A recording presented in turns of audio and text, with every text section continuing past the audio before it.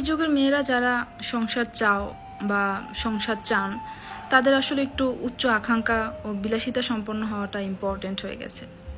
কেন হয়ে গেছে? আপনারা যারা সাংসারিক মেয়ে, যারা সংসারের কথা চিন্তা করেন, হিসাবি ফ্যামিলি চিন্তা করেন, হাজব্যান্ডের চিন্তা করেন, এই যুগে এসে না আপনাদের সংসার টিকবে না।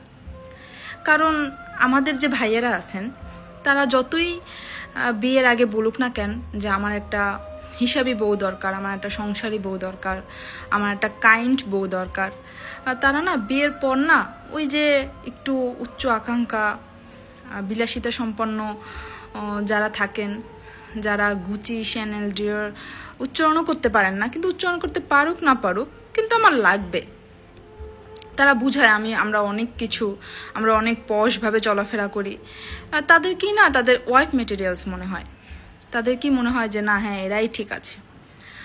কিন্তু যারা সংসারের চিন্তা করতেছে, যারা আপনার ফ্যামিলি চিন্তা করতেছে এই যুগে এসে, তাদেরকে না তাদের ওয়াইফ মেটেরিয়ালস মনে হয় না।